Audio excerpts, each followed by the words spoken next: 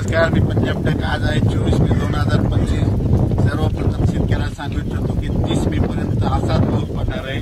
आणि मी आहे आमच्या शिरू तालुक्याच्या दुधना धरणावर आणि या ठिकाणाहून सर्व शेतकऱ्याला अंदाज देणार आहे.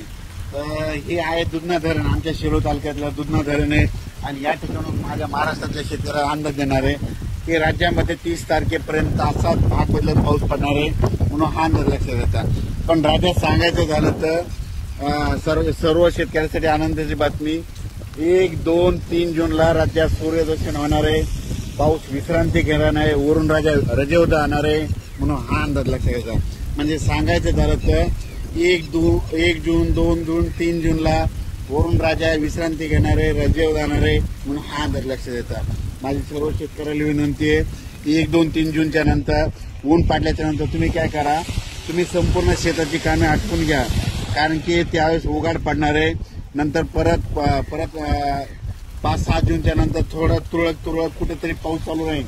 पण राज्यात मात्र 1, 2 जून, 3 जूनला सूर्यदर्शन होणार आहे, चांगलं हवामान कोरडं राहणार आहे म्हणून हा अंदाज लक्षात येतात.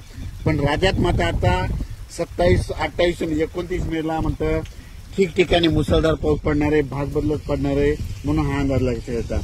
राज्यात दररोज वेगवेगळ्या भागात 2-2 दिवस पाऊस मुक्काम करत जाणार आहे म्हणून हा अंदाज लक्षात येतात.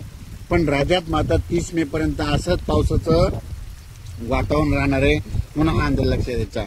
अचानक वातावरण बदल झाला तर लगेच एक मेसेज दिला जाईल. धन्यवाद.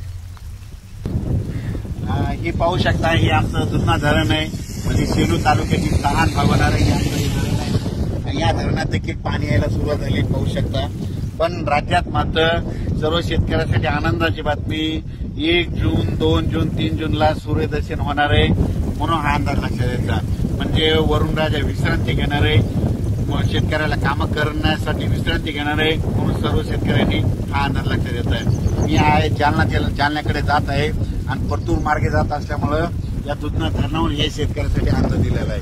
धन्यवाद.